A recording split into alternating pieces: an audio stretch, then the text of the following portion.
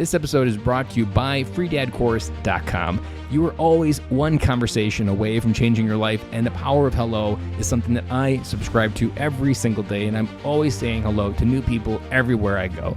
Increasing your opportunity, increasing your connection, and getting access to the solutions to the problems that you are facing, whether you're on active duty or just beginning your veteran transition or even transitioning out for 20 years.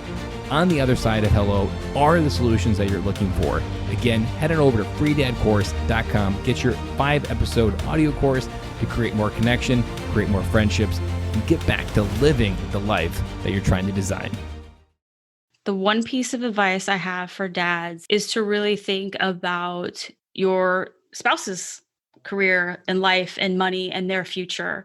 That's really important, that yes, they may be staying home or maybe part-time jobs or employment here or there, but having a real plan for protecting your spouse's future, I think, is really important, because you never know what could happen to you, and you want to make sure that they also have a retirement and some type of future, which together will be wonderful. It will just compound your wealth. But if something were ever to happen to you, you would be leaving your spouse behind protected.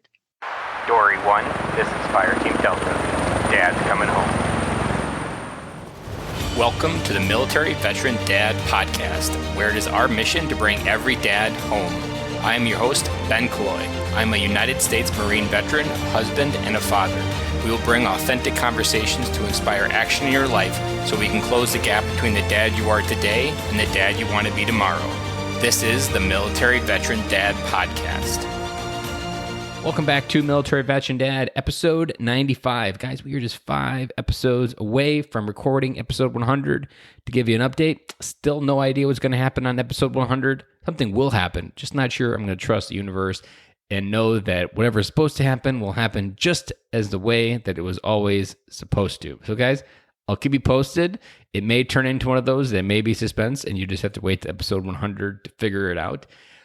A couple other things I wanted to remind you. If you haven't joined the Facebook group, go ahead, and there's a link down in the show notes. Click that, and you can join other men who have said that I no longer want to do life alone, and we are doing it. You can get different topics, questions answered. We're all military dads at different seasons of our life, so there's great wealth of knowledge. No matter what pain you feel right now, there is a dad in there that's most likely seen it, walked it, or knows someone that can help you through it.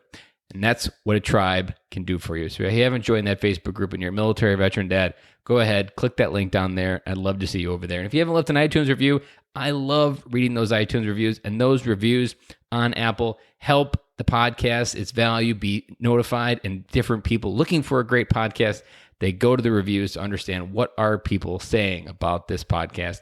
And if you don't have an iPhone, the second best thing you can do is share it with a friend. I often say showing up and being the friend I wish I had in my life 5 years ago is the best thing that I can do to you guys out there.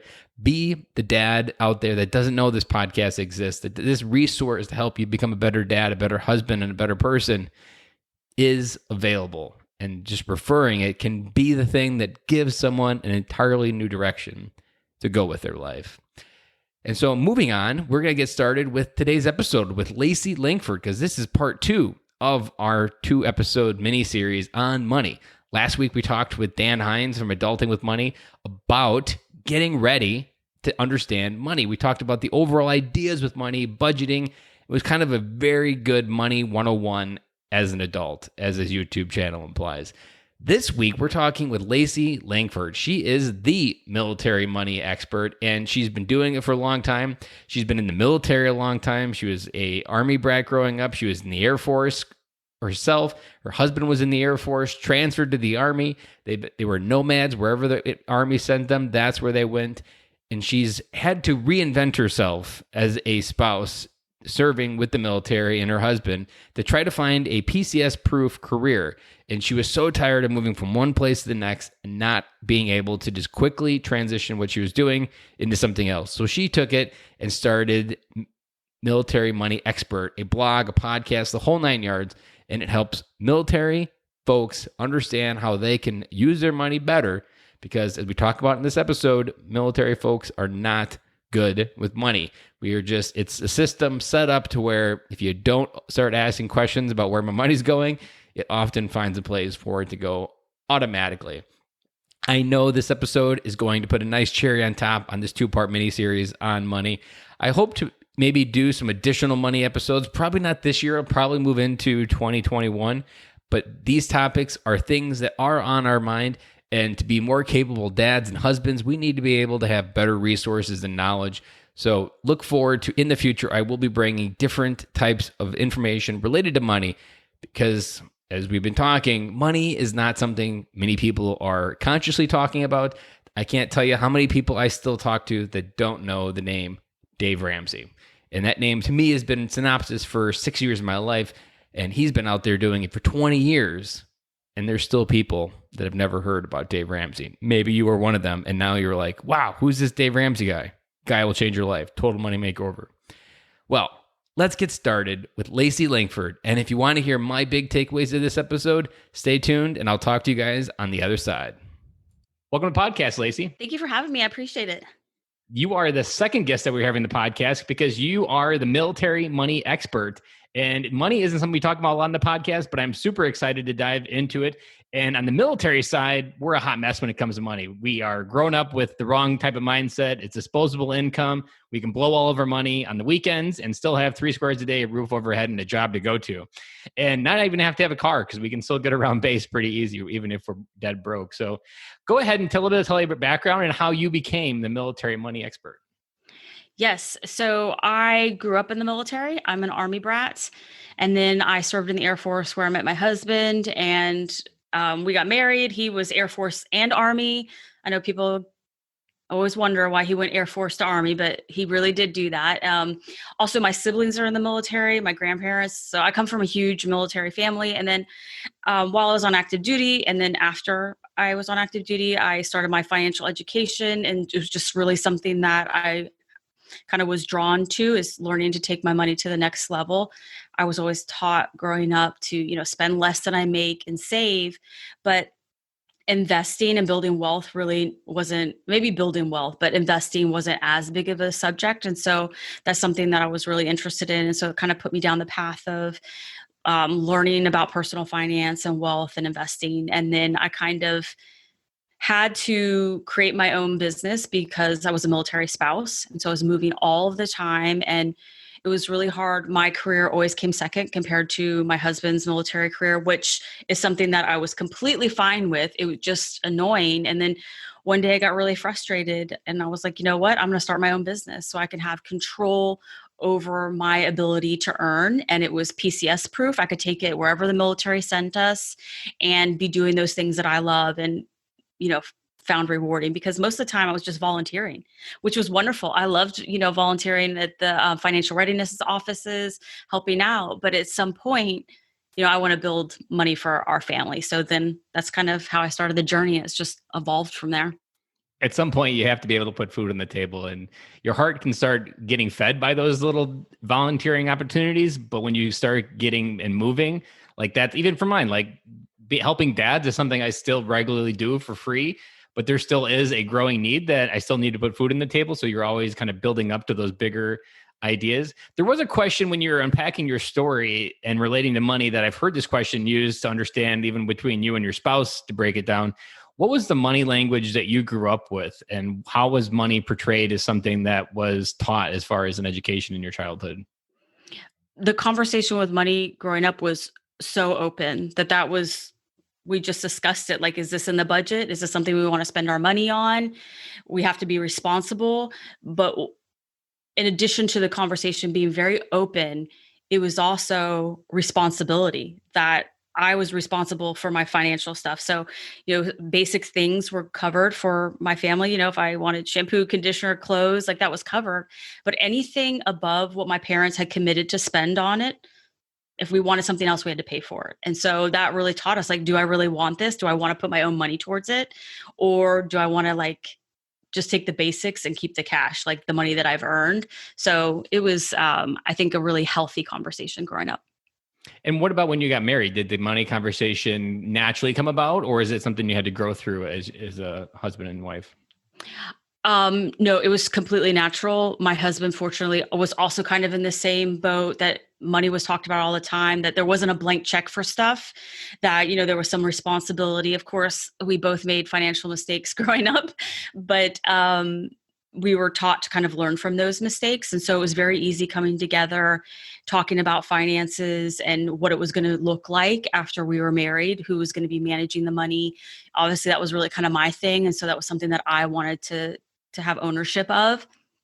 But then also that communication has grown into our marriage. So it's something we always talk about, even though my husband doesn't necessarily, it's not his ideal conversation to have is about money. He'd rather talk about guns or motorcycles or something. So, but we, make sure that we have those conversations. I give him the update, and I have a way of getting his attention to make sure he knows it's really important. And I say, this is, in case I keel over tomorrow, you need to know this. So he understands that, if something happens to me, he needs to move into the role very quickly. And so there's definitely a free flowing of information. So it sounds like you and your husband, and even when you grew up, there was a lot of trust that money was something that you could earn. It was something you had to respect, but it was also something that you could create more of. But that's not the common mindset. And I'm sure, as you know, as you work with military couples, like money is the primary reason people get divorced. It's just one of those conflicts. And because it's mostly taboo in American society, because American society says you can just borrow more on your credit card, and the American dream is something you just add to debt. What is some of your advice that you give married couples when they need to begin that journey to find the same money language, to actually have a conversation? Well, I think the first place is to realize that how it was you growing up versus how it was your spouse. And those conversations are really important, because what may be healthy and somewhat normal to you, to your spouse is not. So for example, when I coach people, sometimes I have couples come in, and one couple will be very upset, or this one spouse will be very upset because the bills aren't being paid on time. But the spouse that's supposed to be paying them is like, it's not a big deal. It's only like a week late. It's only 2 weeks late. Or so what, our lights got cut off. But that was normal to them growing up. It was normal for their bills to not be paid. It was normal for water to go out or for electricity to go out. And for somebody else, even hearing that story, they're like, oh my gosh, like that's not good if your water's cut off or your electricity is cut off. But this person, that was their normal growing up. So when you join into, a marriage, and your spouse is like, hey, I get serious anxiety if the bill's not paid 5 days early. This is my comfort zone. And so having those discussions to say, hey, it's not, well, the way I see it isn't necessarily the way it has to be. There has to be some compromise. And, if you want it 5 days early, maybe just like 1 day early, your spouse is used to like not paying it till the day it's due or something like that. And then some people, it's like $3,000 in savings means you're rich. There's a lot of couples that come in, and one spouse is like, I actually want $20,000 in savings. And the other spouse is like, we have $3,000. Let's spend it. Like, I want a new couch. I want to go to Disney. I want some new clothes. And so it's having these conversations to realize that you're not both kind of in the same mindset. And then I think a lot of times, it's not everyone. So I know that some people are going to listen to this and think, but it's not everyone. But most of the time, men want to provide and protect. And women want to be protected and provided for, and not in a gold digging way, but it's just like, hey, I want to make sure my baby has food on the table. And then the husband is like, hey, I want to make sure that I'm providing food. And when those two things get messed up, that, okay, hey, you're spending a ton of money and I'm not able to provide because it's going out the checking account as soon as I put it in there, that's going to cause an argument. So it can go both ways, but it's really starting to understand yourself and what makes you feel safe and secure about money, whether, man or woman, and how you kind of communicate that with your spouse. It sounds like what you're rooting there is curiosity, that don't approach it with judgment, but approach it with, how did you get to this view of the world? Because even you can use that example for anything, especially in a polar time that we live in today. Instead of trying to argue or change someone's mind, like something that I've been really using through COVID and all the things we've been going through in the last few months, is when something comes up, instead of trying to make my point heard, I'm really trying to get to the root, like, how did they get to the point where this is how they see the world, instead of arguing like, you must be crazy because you believe that. It's not that. That's just going to make them get defensive. And the same thing applies to money, and that curiosity can really build empathy to even understand how you can move forward. Because once you understand where someone comes from, it always becomes clearer of how they got where they are today. And then you guys can change it together instead of trying to argue who's right. Yes, absolutely. And also too, what you value. So my husband values motorcycles. He values guns. That's not something necessarily that I want to spend our money on. I would much rather go on a trip, or I would much rather, get myself some new clothes or whatever it is. But there's this compromise to understand like, hey, that is something you value and you enjoy spending your money on. This applies to when I coach people, is that there's no judgment, how my husband spends his money or how I spend my money or how you spend your money. You've worked your butt off for that. That is your right to do what you want with your money. It's just, you have to, be smart about it and making sure that you are spending less than you make and you're saving for your future. And I always give the example when I have initial coaching clients and I say, I'm not here to judge you. I'm just here to help you get better with your money where you want to be. And I say, if you spend $1,000 a month on Pez dispensers, that's your business. Like, I'm not going to judge you on that. But if you're telling me you're going into debt every month to buy $1,000 worth of Pez dispensers, then I'm going to point you in the right direction and say, hey, there's a better way to do this.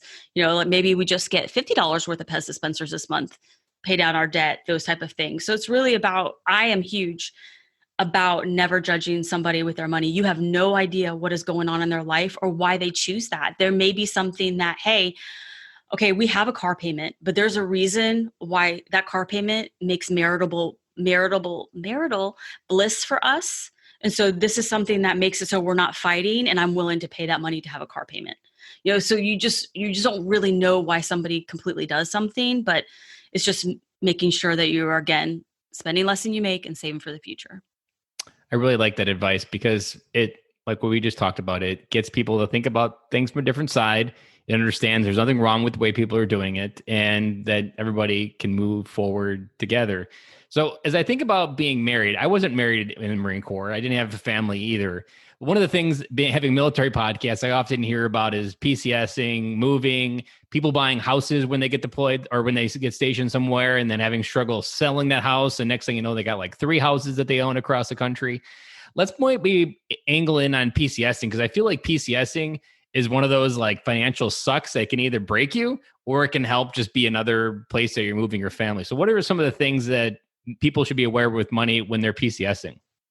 One, go to the briefing. This ticks me off every time is people come to me and they're like, oh, well, we lost money or I had to pay for this. I'm like, no, you shouldn't have had to.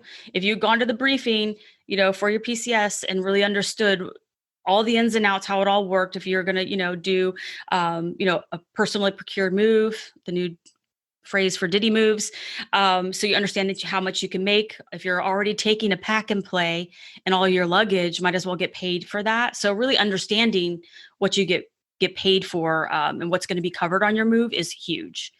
And yes, you do get per diem when you move, but that's not for you to have a steak dinner every night. Like, don't go over budget. So that's, again, goes back to go to the briefing to fully understand what's covered.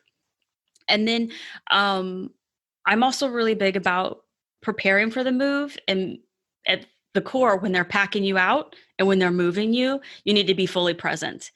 And one thing that I always give this example is that every time we moved, they would lose like a rake or a shovel. And it would be very frustrating. So they would, put the sticker on the individual yard tools. And then when you PCS, most of the time it's during the summer. So you're not looking for a rake.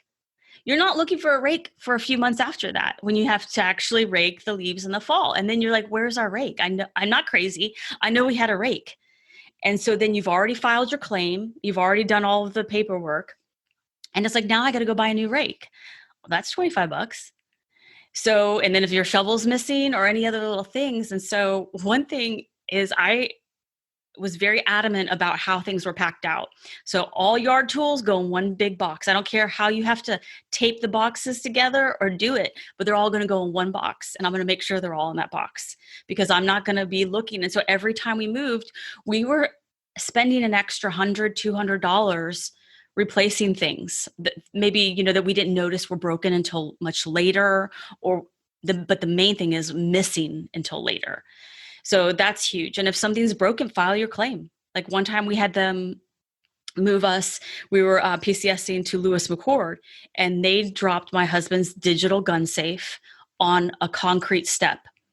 And even though my husband told them, you're doing it wrong, you're going to drop it, they ended up dropping it. They didn't have enough men on it. And they're like, okay, well, we're going to give you like $200 for that. And I was like, no. I was like, you're not going to be here 6 months from now when that digital lock doesn't work. I was like, this will all be said and done. And so really negotiating all of those things is really important, because that's money that's owed to you. They're not going to, again, be there when the rake is missing or when the safe breaks. So that's really important. And then also having a budget, making sure everybody's on the same page to say, hey, this is what we're spending on the move. This is what we're allotted. This is, if we stay below this is how we can make a little extra money, or this is how we're going to break even. But you want to make sure that you have a budget and you're communicating those things, I think is huge. Because again, if you have different philosophies on money, you're thinking, okay, hey, we're PCSing, let's splurge a little, let's travel a little. Then you end up going into debt over that move. So I think it's really being mindful of what you're spending and having a plan and knowing what you're owed and what is rightfully yours to negotiate to get paid back if something goes wrong. And I could easily see what would be happening. And like, I thought it was your job to keep track of the rakes, or it was your job to make sure they pack the rake. Like, just not communicating like allows them to each assign a responsibility and expectation that they didn't verbalize. And it sounds like those are almost like landmines that you don't trip on until months after the movers are gone, and then it just becomes a heated argument. And also kind of hitting that probably something also worthwhile if you're doing multiple PCS through like a 20-year service, doing a good after-action review, which is something anybody in the military knows about. Just reviewing how well did our plan execute? Did our budget say on what could we do differently? How could we have given different instructions or assigned different things? Or did the kids emotionally move well as well? Like, that's things to reflect on going backwards. Even like a budget, same thing. Every month you should be able to go back with like, okay, what didn't work in that budget? Why didn't it work? And then how can we improve it this month? It's almost kind of exciting when you get in the budgeting process, because each month gives you the opportunity to just kind of reinvent like the systems that didn't work. And it's not like you're in it for a year. You're just in it for a month, and then you can try something new the next month if it didn't work. Oh yeah. And to leverage your network, I always called every mil spouse, all my friends, and I was like, hey ladies, they're professionals. They know exactly what to look for. They all, live it. They know what it's like to get somewhere and open your dishes and find a toilet brush on top. Like, that's super frustrating. True story. And I know everybody listening, there's probably somebody right now is like, oh my gosh, we always lose our She rake. gets me. Yes. And I got in a debate one time, backing up for a second, where you're saying like having that communication, like I was always in charge of the move. Like there was always something that came up with my husband, like out processing something last minute. And so that was kind of my, controlled object or, job. But I was talking with packers, and they were giving me a hard time about the yard tools, and like, that's not how we do it. I was like, nope. I was like, get 2 boxes, put the tools in, then put the other box on top of it and tape it around. I was like, that's how it's going to have to be done. I was like, they're not going to go individual. And he's like, look, he might as well throw honey on there. He's like, look, honey, he's like, I move people for a living. And I was like, well, guess what, buddy? I was like, I get moved for a living. I was like, you're not going to be on the other end with me to help me unpack and find that rake for me. You're also not going to be the one when like kids on your hips having to run to the store to get that item to replace it while I'm trying to feed people and trying to make sure beds are put together and all of those other things. And so I was like, this is, I was like, I don't know how you're going to put it in your budget, that one extra box, but you got to make it happen.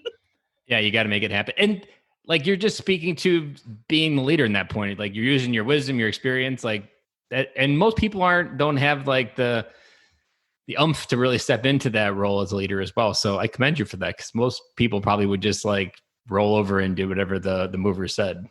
Oh no, I was real big. Like, I always took pictures too. If they did something crazy, I documented everything. One time they threw razor blades. They dumped all of our tools out into a box and then threw razor blades in it.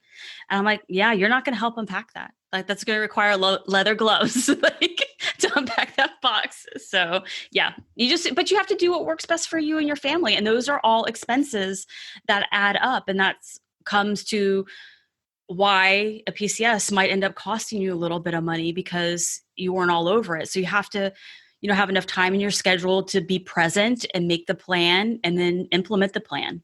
Mm-hmm. So one thing that I've really enjoyed about going on my own money journey, my own money journey, is creating the future vision. Like most people live in the now with being stuck with the finances or the debt of all the decisions of the past. But as you get control of your money, you really open the possibilities. Like you're no longer prisoner to the past decisions, but you're moving forward.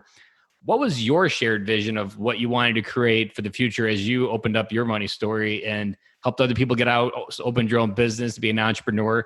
What does your future like money version look like that you want to build your life up to? I think for me, and this is something that I was raised on and just always seen the long-term, goal there, but I want to be able to have the freedom to do what I want to, where I want to, with the people that I love. That is ultimately what I want. And, for me, I love what I do. So I'm very blessed. I will be doing this for a very long time in some shape or form. So I will always be working, but I like the freedom to have money enough to walk away if something's not good for me and my family, or to get us in the best possible position. It may cost a little bit more money because that's what's best for me and my family. I want to make sure that safety and security for my children and my husband are paramount. So if that costs extra money, I want to be able to do those things. So I think spending less money than I make, saving and investing for the future, gives me and my husband the power to do those things, to have the life that we want. And instead of having to do work or be in a situation because financially this is the best decision for us right now, not the best decision on a whole, but this is just the one in our limited scope because of a financial situation. So what I liked about that answer is you created the shared vision and then you started taking action steps to get there. But the one thing I think that even if you get a good control of your money, you have a budget within the military, kind of being taken care of kind of makes you a little bit lazy with your money as well. What are some of the coaching steps you provide like for in military service so that you're preparing for a better money mindset on the other side? Because it's almost like a completely different type of world compared to how your life is in the military when it comes to money. Well, first, I like to point out to all service members that you could get kicked out at any time. I think that people are lulled into thinking that, hey, this is just, I'm going to decide when I get out or I'll retire. 2014 was a good example of that when people were selected in a force reduction. It was their year group or whatever it was. And they were told, hey, basically you have less than 6 months to get out of the military. And a lot of people didn't have enough time in service to retire. And the money they gave them wasn't enough to really, it got them through the transition out of the military. It wasn't anything for the future. So that's something to really think about, especially medical stuff. You could be injured and put out of the military, or you could get yourself in trouble and be put out of the military. So never get complacent that that paycheck is just going to be, you're going to get it every month. The other thing is that you won't always be in the military. You have to have a plan from day one, getting out of the military. It's a huge transition. It's a culture shock for not only the service member, but it's a huge shock for the family members as well. And so all of this, you should be planning for getting out of the military and finances in the future.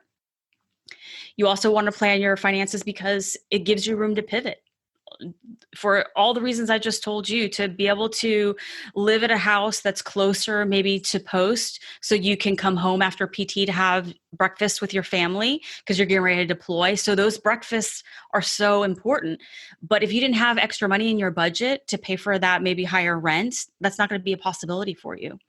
So, or it could mean that your spouse has to work a lot more and you don't get to see, you guys live further from post or something like that and you're getting ready to deploy. So having your money saved up and, no debt, those type of things. And then also mistakes. Like sometimes people are going to make mistakes with money. You want to have extra stuff on hand, some wiggle room to cover when those things happen.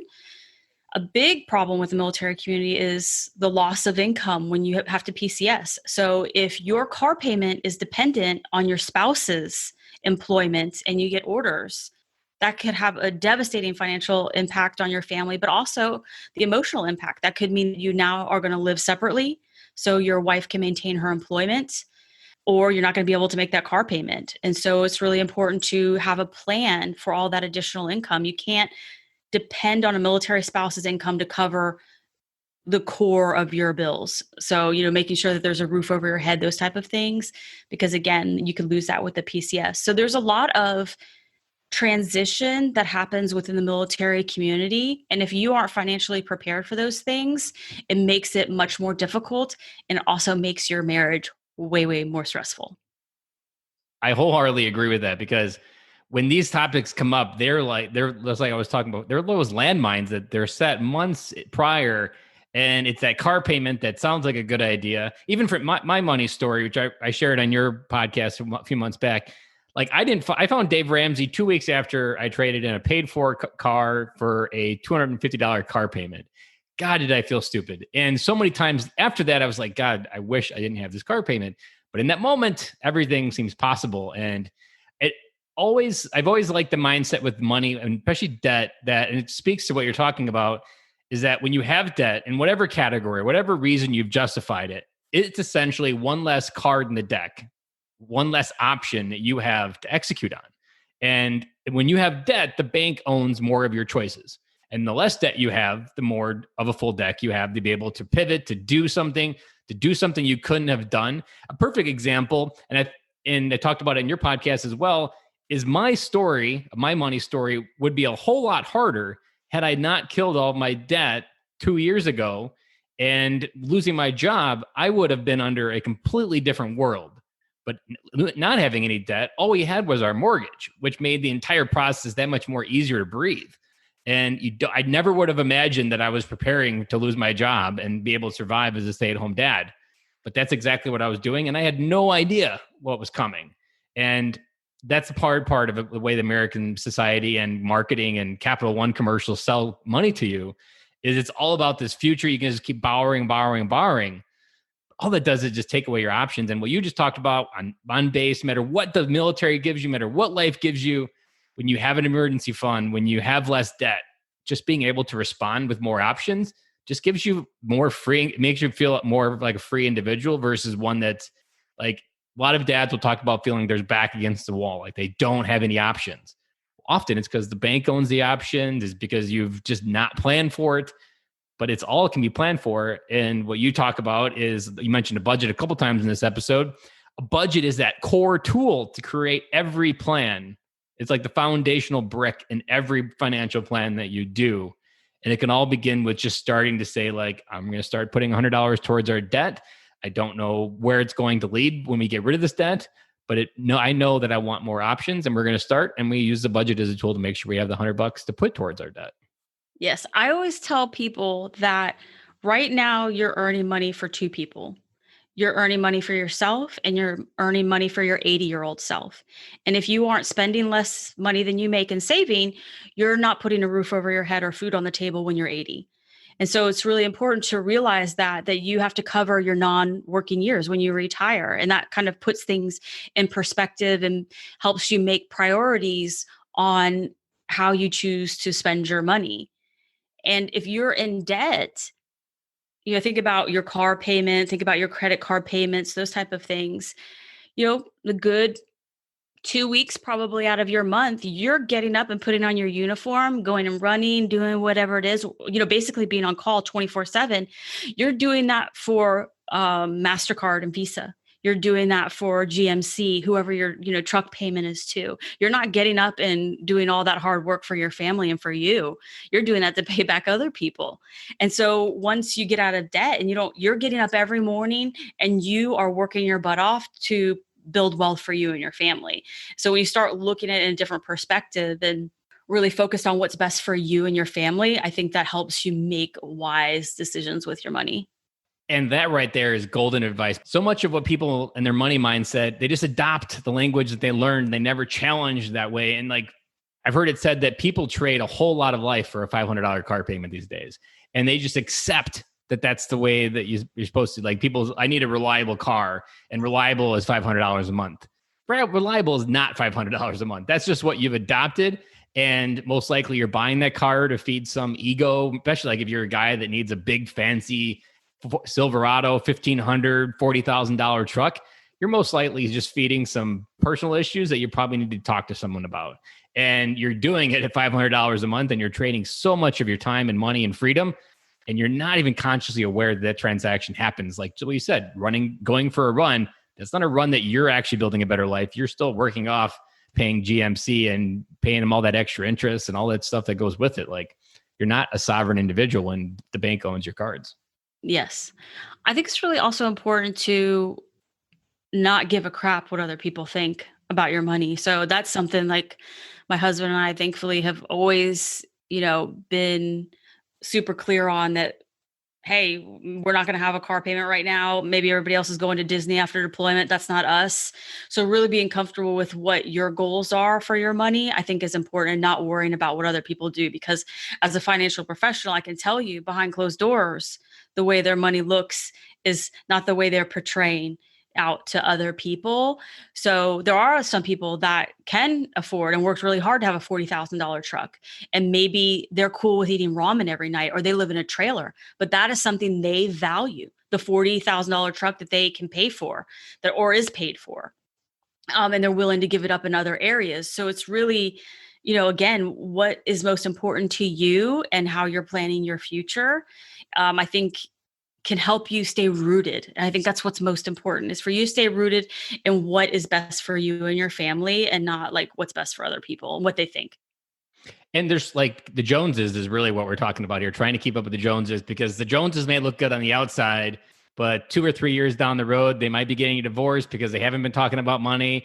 They've been using money maybe to overcome the issues. Maybe they've been medicating with spending their money, or looking good on the outside, or creating that Instagram perfect world.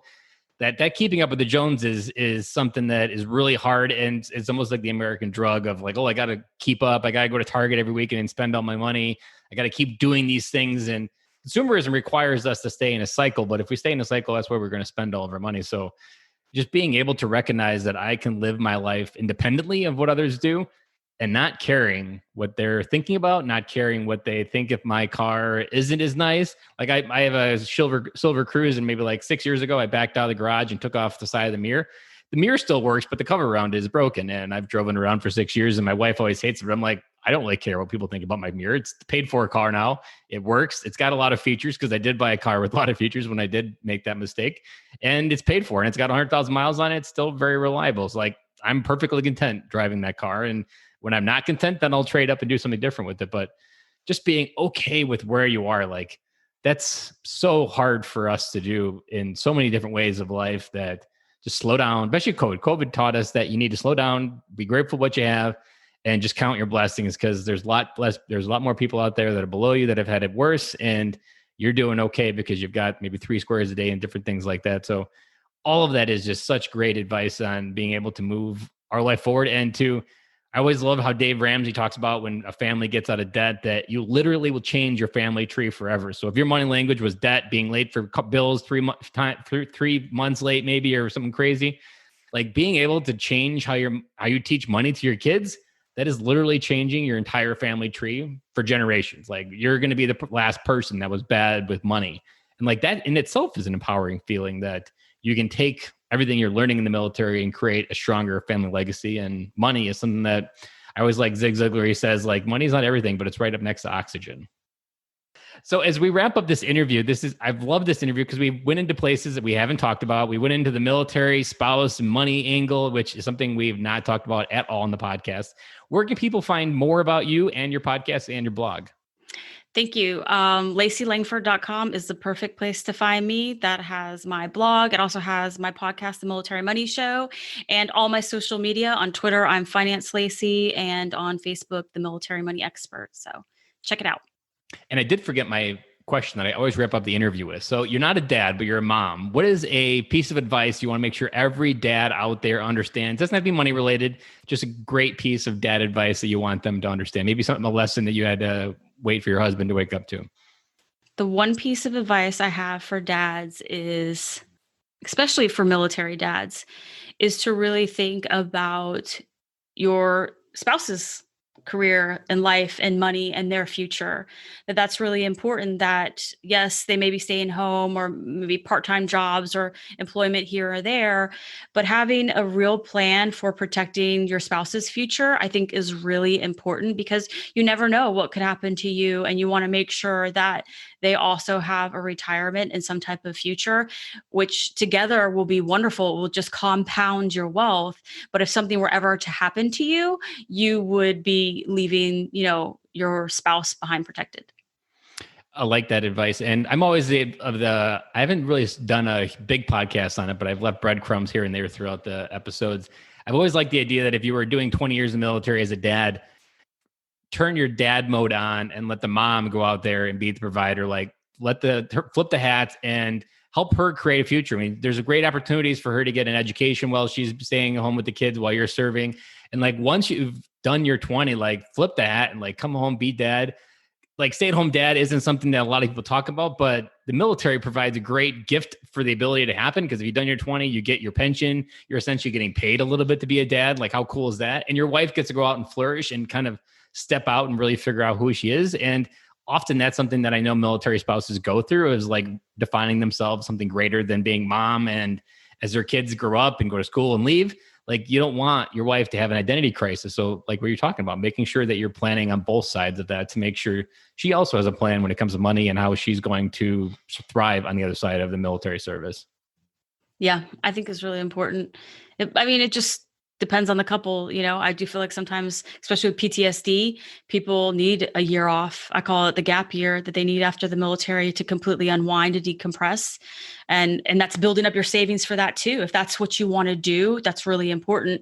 But it could be that you want to seek out education or do something different, after your husband leaves the military. But I think it's definitely part of like a long-term conversation. And everything is plannable with your budget. Like if that's what she wants to do, like a budget is like an amazing tool that can unlock the world. If you tune it into the right frequency, set the right goals and objectives, like it can prepare you for any future. Like if you listen to Dave Ramsey a lot on the radio, he talks about a lot of millionaires, and with his process are plumbers. They did the average thing throughout most of their life and they ended up being millionaires. So like the idea that you have to be in Hollywood to be a millionaire, or be a CEO of a big company, or just strike it rich on YouTube, like that's not the common money mindset. And there is an entire world out there. And I appreciate everything you do for the military community, because money is something that we are just not naturally good with. And the military doesn't help much with that either. And I'm appreciating our friendship, which continues to grow as we've both now been on each other's podcast. And I look forward to future conversations when we can actually see each other again in person. And I thank you for coming on the podcast today. Thank you for having me. I appreciate it. Thank you for listening to this episode with Lacey Langford. We talked about so many different things in this episode, and not being a military family myself when I served during the Marine Corps time, that one of the conversations that I really loved in this podcast was about PCS moving. It's something that we honestly don't talk enough about, and we probably should, because it is a huge component of military family life. And on this podcast, we primarily focus on the dad part, but how much of a PCS move is also just being a dad and holding it together and being frustrated during a PCS move and not being able to reveal it or show it, and or just really, let's be honest, not having the right intuition of what's the right answer, the wrong answer. Because what I can imagine moving myself just from one house to the next outside of being as a civilian, so much is just like there's 15 million decisions to make, and like you just get decision exhaustion. And let alone being a dad and having to keep everything going on that side of the house, then trying to move your entire family. In this case, you're trying to land a house, you're trying to close a house. In some cases, a different state. You're hoping everything's going to work out. You're probably nervous. So I really liked that part of this episode, because we got it from the spouse side of what it's like for her, and just some great hacks in there to really make sure that we don't lose our ass on the actual PCS move, that it's a neutral, or maybe in some cases we can actually manage it to be a positive, where we have a little bit money to save on the other side of it, and we can do something new with it when we get to where we're going. So that was a big idea that we talked about, and I really appreciated that advice that she gave us. I also liked where we went with about talking with debt. Debt is something that's very taboo in American society. No one really, it's like salary at work. Nobody talks about it, but everybody has one. But debt is one of those things, when you start diving into it, there's so much psychological things behind debt that just either one, keep us digging the hole that we're in, or two, once you realize you're in a hole, the only way out is to start working your way up to the top, not digging out the bottom. And there's a joke that it's really not a joke, but Dave Ramsey is always saying it, and I love it. One thing I like about Dave Ramsey is he talks about this idea that if it was about the math, you wouldn't have gotten into debt. And getting out of debt is more emotional. And I always have bought into the snowball effect that Dave Ramsey prescribes, where you do the emotional wins to the big win of being debt-free. Don't worry about the math. It's not a math problem. It's an emotion problem, and you can get through it. So guys, I really hope you enjoyed this 2-part episode with everything that we've got going on. Next week, we've got a big episode for you. It's a really cool episode with a guy that was introduced with me, and George Bryant. George Bryant is going to just explode your world when it comes to being a military dad. His story is something else, and what he does now is even cooler. He runs highspeeddaddy.com. You can go check it out and get ready for the show because it's a great product. Ever since I became friends with George, I've been carrying one, and I absolutely love it. So, guys, with that said, I will check out, and I will talk to you guys again on Friday. Have a great week.